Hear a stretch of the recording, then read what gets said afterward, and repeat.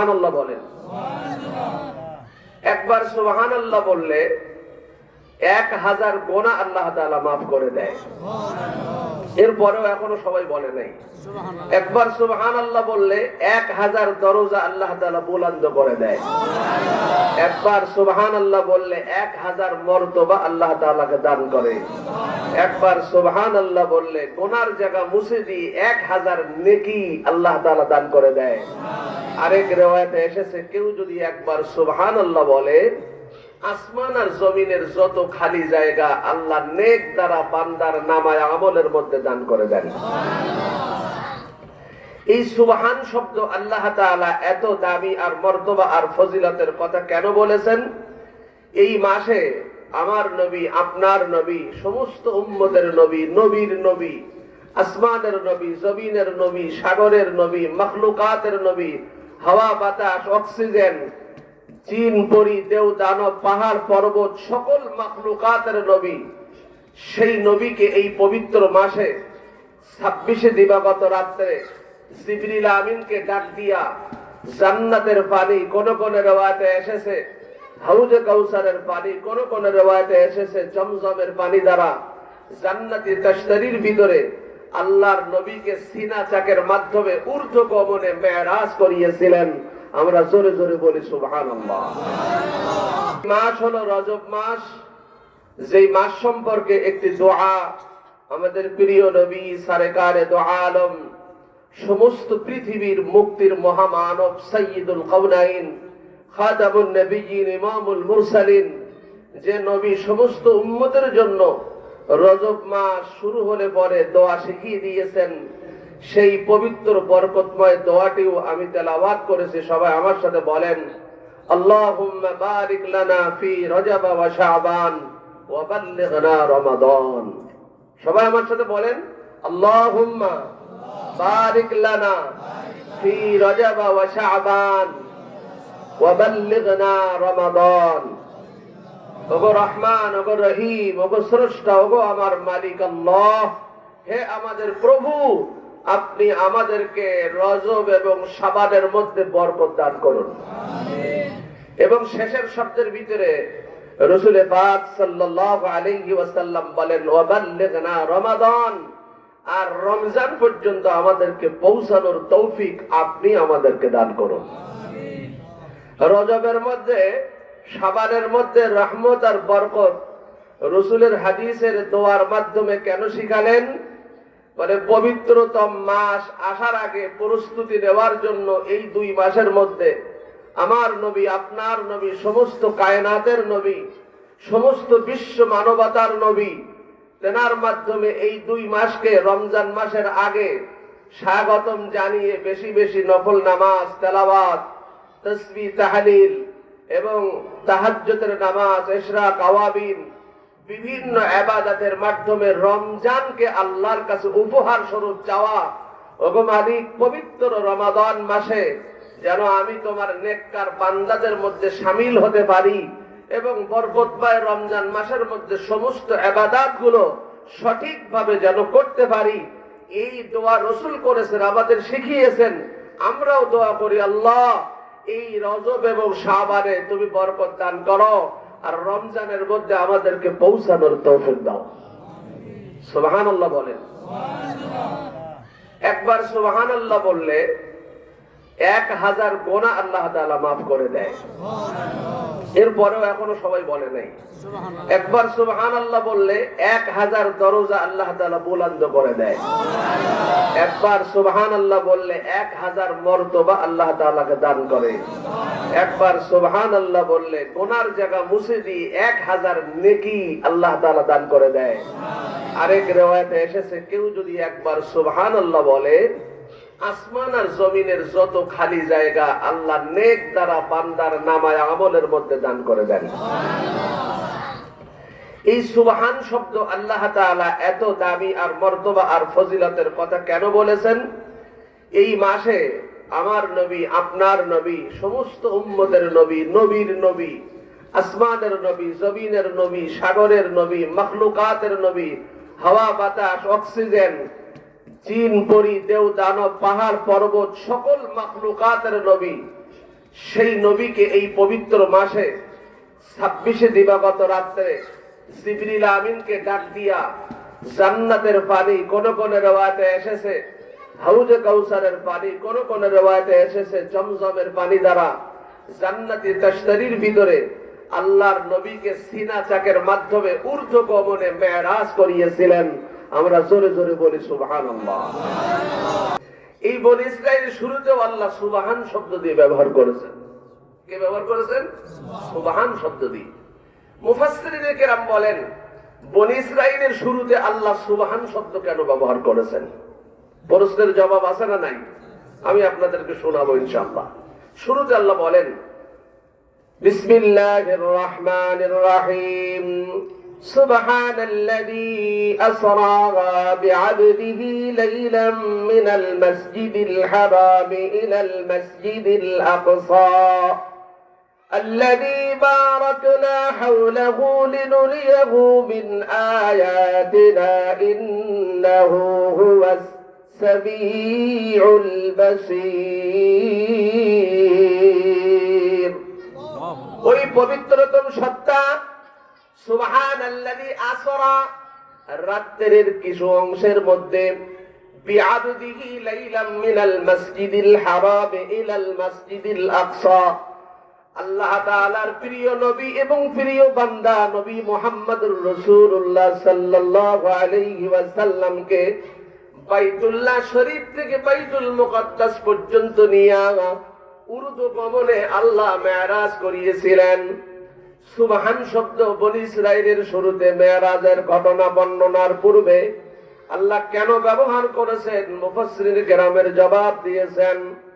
এমন একটা সময় আমার উম্মতে মুহাম্মাদীর সময় আসবে, আল্লাহর নবী দুনিয়াতে থাকবে না, আবু বকর থাকবে না, ওমর থাকবে না, ওসমান থাকবে না, আলী থাকবে না, 1 লাখ অথবা 100 লক্ষ সাহাবীরা কেউ থাকবে না, তাবেঈন থাকবে না, তাবেঈন থাকবে না, আইম্মায়ে মুজতাহিদিন থাকবে না, বুজুর্গানে দিন থাকবে না, খোলাফায়ে রাশিদিন থাকবে না, 4 তরিকার পীর মাশায়েখ থাকবে না, ওলি আল্লাহ গাউস কুতুব আবদাল থাকবে না। বর্তমান দুনিয়ায় যে সমস্ত সেই শেষ সময় যখন চলে আসবে, সমস্ত পৃথিবীর মানুষের মধ্যে কিছু কিছু মানুষ গবেষণার মাধ্যমে সায়েন্টিস্টরা পৃথিবীর বিভিন্ন গ্রহে যাওয়া শুরু করবে আর অহংকার করে বলবে, অমুক গ্রহের ভিতরে আমি প্রবেশ করেছি, মুসলমানের কোন নবী সেখানে যায় নাই, আল্লাহ এর আগে কাউকে নেয় নাই, আমাকে মঙ্গল গ্রহের মধ্যে দিয়েছেন, চাঁদের মধ্যে নিয়েছেন নীল আর্মস্ট্রং সহ 3 জন বিজ্ঞানকে নাসা কোম্পানি চাঁদের ভিতরে পাঠিয়েছিল। কিন্তু এই মানুষগুলো অহংকার করে বলবে অমুক গ্রহের মধ্যে গেছি, অমুক জায়গায় আকাশের ভিতরে বিভিন্ন চাঁদ গ্রহের ভিতরে গেছি, বৃহস্পতি গ্রহের মধ্যে গেছি, নেপটুন প্লুটো এর ভিতরে গেছি, এভাবে অনেক গ্রহের মধ্যে যাওয়ার কথা বলে যারা অহংকার বোধ করবে। আমার আল্লাহ এই কথা জানতেন কি জানতেন না? আমার আল্লাহ জানেন। এজন্য আল্লাহ রাব্বুল আলামিন এই শবে মেরাজের মাসের মধ্যে 26 তারিখ দিবাগত রাত্রে জিবরিল আমিনকে ডাক দিয়ে বলে, জিবরিল যাও, আমার বন্ধু জানে না আমার বন্ধু কাবা শরীফের হাতিমে কাবার মধ্যে উম্মে হানি ফুবুর ঘরের মধ্যে ঘুমায় আছে, তোমার জিহ্বা মোবারক দিয়ে আমার বন্ধুর পায়ের নিচে এভাবে আলতো করে এভাবে টাচ করবে। বন্ধুকে জোর আওয়াজে ডাকবে না, জোরে কথা বলবে না, উচ্চ আওয়াজে বন্ধুকে সম্বোধন করে ডেকে কষ্ট দিয়ে ঘুম ভাঙাবে না। আমার বন্ধুকে ডেকে হাউজে কাউসারের পানি দিয়ে সিনা চাক করে বাইতুল্লাহ শরীফ থেকে বাইতুল মুকাদ্দাস পর্যন্ত নিয়া এখান থেকে ঊর্ধ্ব গমনে 7 আসমান পাড়ি দিয়ে কাবা কাউসাইন, এই কাউসাইন অর্থাৎ আরশে আজিমে আমি আল্লাহর সামনে নিয়ে আসো। আমার বন্ধুর সাথে বসে তামাম পৃথিবী সমস্ত মানুষের ব্যাপারে, দুনিয়ার ব্যাপারে, জান্নাত জাহান্নামের ব্যাপারে আমি আল্লাহ কথা বলবো। 1 লাখ অথবা 2,24,000 পয়গম্বর যেখানে আসতে পারে নাই, আমার বন্ধুকে আমার সামনে এনে আমি আল্লাহ গল্প করব। কিন্তু পৃথিবীর বিজ্ঞান এই কথা বলে যে আমরা ওখানে যাব, সেখানে যাব, ওখানে গেছি।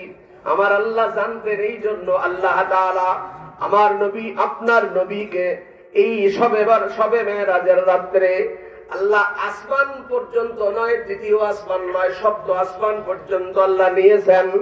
নেওয়ার পরে ওখান থেকে 70,000 নূরের পর্দা পাড়ি দিয়ে আরশে আজিমে যে আমার আল্লাহ আর আল্লাহর বন্ধু ফাকানা কাবা কাউসাইনি আও আদনা, তীর টানার পরে তীরের দুই মাথা যেমন প্রায় লেগে যায়, এমনি করে আমার আল্লাহ আর আল্লাহর বন্ধু একাকার হয়। সমস্ত পৃথিবীর মানুষকে আর বিজ্ঞানকে, সায়েন্টিস্টকে আমার আল্লাহ দেখিয়ে দিয়েছে, বিজ্ঞান আর সায়েন্টিস্ট কিয়ামত পর্যন্ত তুমি যদি গবেষণা করো আর রিসার্চ করো, এই বিভিন্ন গ্রহে আসতে পারবে, প্রথম আসমান পর্যন্ত আসতে পারবে না। আমি আল্লাহ আমার বন্ধুকে প্রথম আসমান ভেদ করে, দ্বিতীয় আসমান ভেদ করে, আমি আল্লাহ সপ্তম আসমান ভেদ করে নূরের পর্দা পাড়ি দিয়া আমি আল্লাহ আমার কুদরতি আরশে আজিমের সামনে এনে আমার সামনে বসায়া সমস্ত পৃথিবীর বিজ্ঞানকে খর্ব করে বলি দিয়ে জবাই করে দাফন করে। আমার আল্লাহ সূরা বনী ইসরাঈলের শুরুতে সুবহান শব্দ ব্যবহার করে तमाम পৃথিবীর বিজ্ঞানকে পুরি আঙ্গুল দেখায়া বলেছেন, ও বিজ্ঞান, তোমরা তো আমার মাখলুক আর আমার সৃষ্টি বস্তু, তোমরা এই অহংকার জন্য কিয়ামত পর্যন্ত আর না করতে পারো, আমার বন্ধুকে সকলের আগে আনিয়া আমি আল্লাহ আমার আরশ পর্যন্ত নিয়ে আসছি, যেটা পৃথিবীর মানুষের ব্রেনের ধারণার মধ্যেও ঢুকবে না। या इलाही मुझको मुझसे दूर कर, ताकि देखो मुझ में तुझको एक नजर। या इलाही तू मेरा माबूद है, या इलाही तू मेरा माशूक है। मौत कासिन कुल्लु नासिन शारिबुन, कब्र बैतिन कुल्लु नासिन दाखिलुन। कागज कट कर भूरी बना कर उड़ा दो आसमान में, इधर सागो उधर सागो रसी मेरी हाथ में, हो रही है मिस्ले उम्रे बर्फ कम, रफ्ता रफ्ता चुमके चुमके दम बदम। সুবহানাল্লাহ। শব্দগুলো ওলামায়ে কেরাম জানেন, ফারসি শব্দ।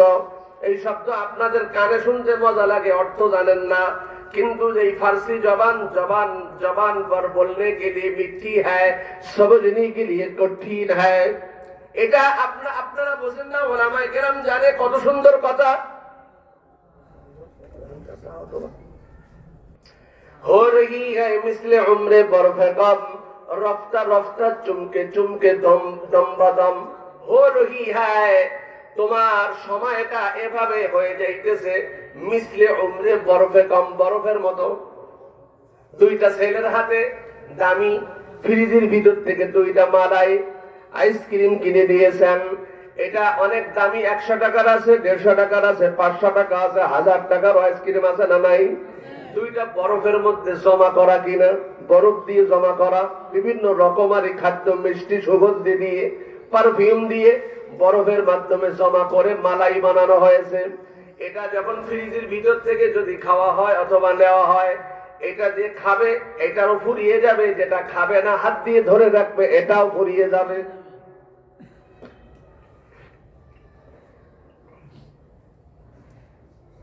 যেটা খাবে এটাও ফুরিয়ে যাবে, যেটা খাবে না এটাও ফুরিয়ে যাবে। বলেন ঠিক না বেঠিক? আল্লাহ রাব্বুল আলামিন মানুষের হায়াতের দিকে লক্ষ্য করে সূরাতুল মুলকের মধ্যে আল্লাহ রাব্বুল আলামিন বলেন, আল্লাযী খালাকাল মাউতা ওয়াল হায়াতা লিয়াবলুয়াকুম আইয়ুকুম আহসানু আমালা। আমি রব্বুল আলামিন তোমাদের হায়াতের মধ্যে পরীক্ষা করব, আমি আল্লাহ অবশ্যই তোমাদের পরীক্ষা করব। লিয়াবলুয়াকুম আইয়ুকুম আহসানু আমালা, তোমাদের ভিতর থেকে কে উত্তম আমল করে আমি আল্লাহর কাছে ফিরে আসতে পারে। আহসানু আমালা, আহসান হচ্ছে ইসমে তাফসীর সিগা। আমার আল্লাহ আহসান শব্দ ব্যবহার না করে এখানে আকসার ব্যবহার করতে পারতেন। অনেক আমল করার মাধ্যমে আমি আল্লাহ তোমার উপরে খুশি হয়ে যাব। আল্লাহ আকসারও ব্যবহার করে নাই, আহসান ব্যবহার করেছেন। আহসান মানে উত্তম, অল্প আমল হবে কিন্তু আমলটা অনেক খুশুর সাথে হবে, অনেক সুপ্রসারিত হবে, অনেক মহব্বতের সাথে হবে, অনেক ধীর স্থির ভাবে হবে। একটা আয়াতের তেলাওয়াত হোক, এক ওয়াক্ত নামাজ হোক, একটা তাসবিহ তাহলিল হোক, এটা যদি খুশুর সাথে সুন্দর ধীর স্থির ভাবে 2 রাকাত নামাজ আদায় করে নামাজের মতো নামাজ হয়, এই 1 রাকাত 2 রাকাত নামাজ তোমার জান্নাতে যাওয়ার কারণ হয়ে যাবে। কিন্তু আজকে দেখেন, এই যে জামিয়া আরবিয়া উম্মুল মুমিনিন হাফসা রাদিয়াল্লাহু তাআলা আনহা, হাফসা ওমর রাদিয়াল্লাহু তাআলা আনহুর মেয়ের নাম ছিল। আর হাফসা আমার নবীর স্ত্রী ছিলেন। কি ছিলেন? হাফসা রাদিয়াল্লাহু তাআলা আনহুর আরেক বোন ছিল, নাম ছিল আসমা। অনেক লম্বা ইতিহাস, আমি ওদিকে যাব না। আজকে আমাদের সমাজে যেই সমস্ত মা বোনেরা ইসলাম জানে না, কোরআন জানে না, হাদিস জানে না, তেলাওয়াত করতে পারে না, এই মহিলা মাদ্রাসার মাধ্যমে আমাদের মেয়েরা আজকে আলেমা হয়ে যাইতেছে। সুবহানাল্লাহ। এই মেয়েরা আজকে কোরআন হাদিসের জ্ঞান আহরণ করে। ক্বালা ক্বালা রাসূলুল্লাহ সাল্লাল্লাহু আলাইহি ওয়াসাল্লাম হাদিস শরীফ আমাদের সম্মুখে তেলাওয়াত করতেছে। এমন একটা সময় ছিল 5টা সূরা জানতো না, এমন একটা সময় ছিল মাসলা মাসাইল কিছুই জানতো না। দুনিয়ায় খেয়েছে, ঘুমিয়েছে, স্বামীর সংসার করেছে, কবরে চলে গেছে। আজকে আলেমদের কারণে, আজকে সচেতন সমাজ হওয়ার কারণে, কোরআন হাদিসের জ্ঞান আহরণ করে আমাদের মেয়েরা, আমাদের বোনেরা আজকে আলেমা হয়ে স্বামীর ঘরে যাইতেছে। এর চাইতে সৌভাগ্য আর কি হতে পারে? কিন্তু আজকের সমাজে দেখেন কত নারী, কত মা আর কত বোন। আমার মসজিদ তো অনেকেই ছেড়েন, সাইডে আরো মসজিদ আছে। এই রাস্তার ভিতরে কয়েকটা মসজিদ আছে, ওই সাইডে আছে অন্ধ মার্কেট, এদিকে এনাম মেডিকেলের রাস্তায়, বিরুলিয়ার রাস্তায়, আমাদের চাপাইয়ের ওই রাস্তায়, ওদিকে যাবেন, এদিকে যাবেন, এর ভিতরে শত শত মসজিদ আছে না নাই? মসজিদে নামাজের মধ্যে ফজরের নামাজের কাতারে 1.5 কাতার, মাগরিব জোহরের নামাজে 1 কাতার, আসরের নামাজে 1.5 কাতার, 2 কাতার, মাগরিবে একটু বেশি, এশায় একটু বেশি। আবার আপনি আসরের নামাজ পড়ে নিউ মার্কেটের সামনে আসেন, আপনি নামা বাজারের রাস্তা আসেন, আপনি সিটি সেন্টারের সামনে আসেন, এমন মানুষ আর মানুষ, হাঁটার মতো জায়গা নাই। কিন্তু মসজিদে নামাজের কাতারে কোনো লোক নাই। যেই মানুষগুলো নামাজ পড়ে না, তারা চার দোকানে বসে বসে সমালোচনা করে। 12 রকম হুজুরের 13 রকম ওয়াজ। কোন হুজুরের ওয়াজ আমরা শুনবো? ভাই আপনারা বলেন, সেই তবকার হুজুর হোক না কেন নামাজের কথা বলে কিনা? সেই তবকার হুজুর হোক না কেন বলেন যাকাতের কথা আদায় করতে বলে কিনা? সেই তবকার হুজুর হোক বলেন, বলে কিনা যে তোমরা সুদ আর ঘুষ ছেড়ে দাও? সেই দরজার হুজুর হোক না কেন, সেই দলের হোক না কেন তুমি পর্দা করো? সেই দলের হুজুর হোক না কেন তোমার আপন ভাই বেরাদারের জমি জায়গায় তুমি ঠকায়ও না, তুমি মানুষের জমি টাকা পয়সা আত্মসাৎ করিও না। এর ভিতরে কোন হুজুরের কথার সাথে কি মতানুজ্ঞার ইখতিলাফ আছে? তাহলে তুমি ওখানে বসে দেখতেছো টিভির মধ্যে নর্তকীর নাচ, বাম হাতের ভিতরে সিগারেট, ডান হাতে সিগারেট, বাম হাতে সাপ। সকালবেলা নামাজ পড়ো নাই, তোমার চেহারার ভিতরে মলিনতার ছাপ এবং বিক্ষিপ্ত ছাপ, যেটা নুরানি কোন ছাপ না। তুমি এখানে বসে আলেমদের ভুল ধরো, চেহারা আর চোখ হলো নর্তকী ন্যাংটা নাচের দিকে, আর মুখে আছে শেকায়েত।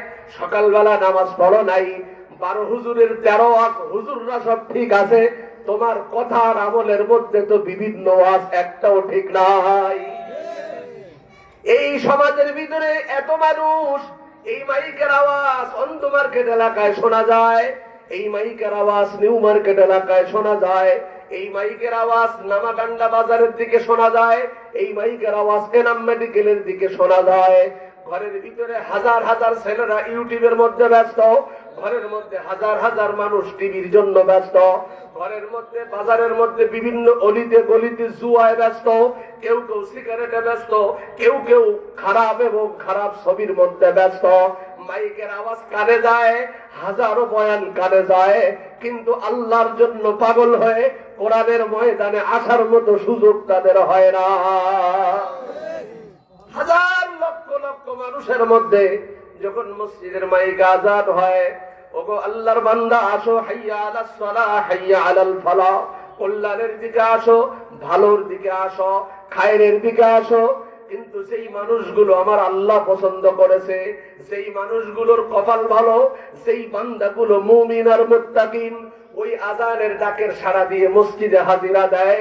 কিন্তু লক্ষ লক্ষ মানুষ বাজারে গঞ্জে ঘরে বাড়িতে ঘুরে বেড়ায়, নামাজের মতো সুন্দর জায়গায় সৌভাগ্য হয় না। এই জন্য কবি বলেন, হো রহি হায় মিসলে উমরে বরফে কম, রফতা রফতা চুমকে চুমকে দম বাদাম। দুইটা ছেলের হাতে দুইটা মালাই থাকলে একটা খাইলে স্বাদ নেয়, গ্রহণ করে, মজা নেয়, আরেকটার হাতে ছোট মানুষ বোঝে না, খাওয়াটা ধরে রাখছে, আনন্দ করে, কিন্তু না খাইলেও গলে যাইতেছে। তোমার হায়াত হলো দুইটা মালায়ের মতো। তুমি যদি হায়াতকে কাজে লাগিয়ে আল্লাহর বিধান এবং প্রত্যেকটা জায়গায় কোরআন আর হাদিসের অনুসরণ করো, এই মালাইটা, এই হায়াতটা তুমি কাজে লাগিয়েছো, এই হায়াতটা তোমার জীবনের জন্য তুমি মূল্যবান করে তুলেছো, এই হায়াতটার মধ্যে আল্লাহকে রাজি খুশি করেছো, এই হায়াতটার মধ্যে আল্লাহর নিষেধাজ্ঞা পথে যাও নাই, এই হায়াতের মধ্যে আল্লাহর রুজু খুশুর দিকে তুমি ধাবিত হয়েছো, এই হায়াতের মধ্যে আল্লাহর হুকুম ছাড়া তোমার জীবনে কিছু ছিল না। আমার আল্লাহ বলেন, ও বান্দা, কবরের মাটিতে আসতে দেরি, আমার জান্নাতের বাড়ি পুরস্কৃত করতে দেরি করব না। এই জন্য রব্বুল আলামিন বলেন, বান্দা, আল্লাহ তাআলা জানে যে আমার বান্দা হাজার হাজার লাখ লাখ, তারা আমার হুকুম মানবে না, তারা আমার হুকুমের পাবন্দি করবে না, তারা আমার মহব্বতের দাবিদার করেও মহব্বতের আদায় করা কাজগুলো করবে না। কিন্তু রব্বুল আলামিন জানা সত্ত্বেও যেই মানুষগুলো আল্লাহর হুকুম মানে না, বলেন এই না মানার দ্বারা আল্লাহ এবং আল্লাহর রসুলের দোষ না, যে মানে না তার দোষ। কিন্তু আমরা তো দোষ আল্লাহ আল্লাহর রসুলের দেই, আলেমদের দেই, কোরআন হাদিসের দেই। সমাজের ভিতরে হুজুরের অভাব নাই, মুহাদ্দিসের অভাব নাই। আমরা 20-30 বছর পড়ার পরেও মুহাদ্দিসের দাবি নিয়ে অহংকার করি না, আলেমের দাবি নিয়ে অহংকার করি না। এমনও কিছু সমাজে মানুষ আছে কোরআন হাদিসের ধার ধারে না, 5টা সূরাও পড়তে পারে না। তারা 2-1টা ভলিউম কোন বক্তার কাছ থেকে, ইউটিউবের মাঝ থেকে শুনিয়া আলেমদের ধার ধারে না, কোন মসজিদের ইমামদের ধার ধারে না, নিজে নিজে বলে আমার মতো পণ্ডিত সমাজে আর কেউ নাই। অথচ তার ভিতরে হারাম কাজ লুকায়িত আছে, তার ভিতরে বেপরদা লুকায়িত আছে, তার ভিতরে বেনামাজি লুকায়িত আছে, তার ভিতরে হারাম ব্যবসা লুকায়িত আছে। নিজে এক লাইন জানার পর আলেমদের ভুল ধরার জন্য বিভিন্ন জায়গায় ওত পেতে বসে থাকে, সমাজে, গঞ্জে, মঞ্জে এবং বাজারে, দোকানে। বলেন এই মানুষের সংখ্যা কিয়ামতের আগে যখন বেড়ে যাবে, তুমি মনে করবা কিয়ামত আর দূরে নয়। মসজিদের যখন দায়িত্ব নেয় ইমাম সাহেব, আপনাদের এলাকা অনেক মসজিদ ইমাম সাহেব আছে, বলে ইমাম সাহেব আপনি আমাদের মাথা, আপনি আমাদের নেতা, ঠিক কিনা? এবার যখন মিটিং হয়, ইমাম সাহেব যদি কথা বলে, ইমাম সাহেবের কথা চেপে দিয়ে কমিটি সবাই বড় বড় জোর গলায় কথা বলেন, আছে না নাই? এবার লোকজনের সামনে মুখের কথায় আপনাকে এমন একটা পাম দেবে, আসলে আপনি নেতা, কথা তো সত্য, কালিমাতুন হাক্কুন উরিদা বিহাল বাতিল, কথা সত্য মতলব খারাপ, বলবে আপনাকে পাম দিয়ে বড়, কিন্তু যখন বাস্তবে যখন কাজকর্ম করবে আপনার রাখবে নিচে, আর ওরা মাথা উঁচু করে আপনার উপর আঙ্গুল উঁচু করে কথা বলবে, আছে না নাই? সমাজের ভিতরে সমস্ত মানুষের বেতন বাড়ে, ইমাম, মুয়াজ্জিন, খাদেমের বেতন বাড়ে না। যদি কমিটির কাছে বলা হয় প্রত্যেকের ক্যান্সার না থাকলে ক্যান্সারের মতো ভাব করে, ইমাম সাহেবের বেতন বাড়বে, আছে না নাই? অথচ বলার সময় ইমাম সাহেব আমাদের নেতা, মরার সময় কাজে লাগে, বাচ্চা হওয়ার সময় কাজে লাগে, বিবাহের সময় কাজে লাগে। আর এই কথা বলার পর চার দোকানে বসে বসে আশা বাস যতটা আছে সব ইমাম, মুয়াজ্জিন আর খাদেমের মধ্যে দিয়ে দেয়, আছে না নাই? অথচ মুখ দিয়ে দাবি করে আমি মুসলমান। অথচ একজন ইমাম, একজন মুয়াজ্জিন, একজন খাদেম অল্প টাকায় আমাদের দেশের মধ্যে, এত অল্প টাকায় এত বড় জিম্মাদারি আর কেউ আদায় করে না, আছে না নাই? একজন ইমাম সাহেব কত কষ্ট করে, একজন মাদ্রাসা শিক্ষক কত কষ্ট করে, আর যত দোষ কোথাও যখন না দিতে পারে ইমাম, মুয়াজ্জিন আর মাদ্রাসার হুজুরের ঘাড়ে এসে চাপিয়ে দেয়, আছে না নাই? আপনারা কেউ রাগ করতেছেন? আপনারা কেউ রাগ করবেন না, এটা আমাদের বাস্তবতা, এটা আমাদের কি, এটা আমরা চোখে দেখি। আল্লাহর রসুলের রওজায় গিয়েছেন, হজ করেছেন, কে কে একটু হাত উঁচু করেন তো? আমিন, জাযাকাল্লাহ। আমার ওই মাওলানা ভাই মনে গেছেন, আরো অনেকে, আল্লাহ কবুল করুক, আমিন আমিন। রওজা শরীফ, আল্লাহর রসুলের রওজায় আতাহার যারা জান নাই তারাও ফেসবুকে দেখেছেন। রওজায় আতাহারের বড় যে ছিদ্রটা ওই বরাবর রসুলের রওজা, মাঝারি যে ছিদ্র ওই বরাবর আবু বকরের কবর, তৃতীয় ছোট ছিদ্র বরাবর হযরতে ওমর ফারুকের, ওসমান জান্নাতুল বাকিতে আলীর কবর ইরাকের মধ্যে। ওখানে অনেক কবর আছে পরিচিত, ফাতেমার কবর, আল্লাহ রসুলের স্ত্রীদের কবর। কিন্তু পুলিশদের কাছে জিজ্ঞাসা করা হয় হাদা মাদফুনুন ফিল ফাতেমা, আমি জিজ্ঞাসা করেছি লা বি মালুমিন, আমরা জানি না, মানে খুব মেজাজের সাথে, কারণ বাংলাদেশের লোক তো কবরের মাটি পাগল জানে তো। এ যদি হার আদমি কে পাস उमामा बांध कर पकड़ी बांधते हो तो सारे दुनिया की आदमी उसकी मुरीद बन जाते हो। এটা বাংলা অর্থ হলো বাংলাদেশের মানুষ এত পীর প্রেমী, যদি কোনো মহিষের মাথায় পাকড়ি বেঁধে দেওয়া হয় আর বলা হয় এটা পীর সাহেব, তা সবাই পীর বলে তাকে মেনে নেয়। আর পীরের কবরে যে পূজা করে মাটি চুমা খায়। তাই আরবের মানুষরা শিরিক আর বিদআত থেকে খুব মুক্ত। কবরের গায়ে হাত দেওয়া, রাসূলের রওজাতে ফিরে দোয়া করা, কবরের মাটিতে হাত দেওয়া, পুলিশরা শুধু সিসি ক্যামেরার মতো তাকিয়ে থাকে। কোন উল্টা পাল্টা যদি টাচ করে হাত ধরে, এটা করতে বলছে কে? এরকম ভাবে কড়া ভাবে। এজন্য কবরের ভিতরে উল্টা পাল্টা এগুলো আমাদের দেশে চলে, সৌদি আরবে এগুলো ভাগ নাই, আছে না নাই? রাসূল কারীম সাল্লাল্লাহু আলাইহি ওয়াসাল্লামের ওই রওজার পরিচিত রওজার কথা জিজ্ঞেস করলে এটা কেন বলে জানেন? যেমন আমাদের কাছে ভাই আমি নামাগান্ডা বাজারে যাব, যে জিজ্ঞাসা করতেছে সে রংপুর আর বগুড়ার থেকে আসছে, গার্মেন্টসে কাজ করে। যার কাছে জিজ্ঞাসা করছে এই এলাকায় বাসা তার, সে চেহারা দেখি বুঝি ফেলাইছে এটা হচ্ছে ময়মনসিংহ না রংপুর বাড়ি। তখন নামাগান্ডার রাস্তা এইদিকে না বলি বলছে এদিকে যাও কেন, রাস্তা আছে এরম মেডিকেলের দিকে। এরম ভুল লোক আছে না নাই? আরেকটা লোক বলবে না না আমি জানি না, আরবি ঢংটা এরকম লাফি মাহলুবিন, আমি জানি না, মানে জানার কথা বললে কবর পূজা করবে, ওই ধুলা পকেটে নেবে, বাংলাদেশে কবর বানাবে। কথা বলেন নাই? এই জন্য ওগুলো ওখানে চলে না, আছে না নাই? আমি কোন কথাতে কোথায় চলে গেলাম, আসল কথার দিকে আসি। আমি একটা ছন্দ বলেছি ফার্সিতে। ফার্সি ছন্দের অর্থ হলো মানুষের জীবনের হায়াত এত অল্প যে এই হায়াতকে কিয়ামতের একদিন, হাফ দিন, অথবা 5 ঘন্টা, অথবা 1 ঘন্টা, অথবা 1 মিনিট, কেউ 1 সেকেন্ড বলে সম্বোধন করবে 70 আর 80 বছর হায়াতকে। এই হায়াত আল্লাহ আমাদেরকে দিলেন সূরাতুল আসরের মধ্যে। আল্লাহ বলেন ওয়াল আসরি ইন্নাল ইনসানা লাফি খুসর, সমস্ত মানুষ ক্ষতিগ্রস্তর মধ্যে। ইল্লা হরফে ইস্তিসনা দিয়ে আল্লাহ বলতেছেন আমানু, সবাই ক্ষতিগ্রস্তর মধ্যে, ইল্লা ওরাই বাদে আমানু যারা ঈমান আনছে, ওয়া আমিলুস সালিহাত যারা আমলে সালিহা করছে, ওয়া তাওয়াসাউ বিল হক যারা হকের উপরে অটল।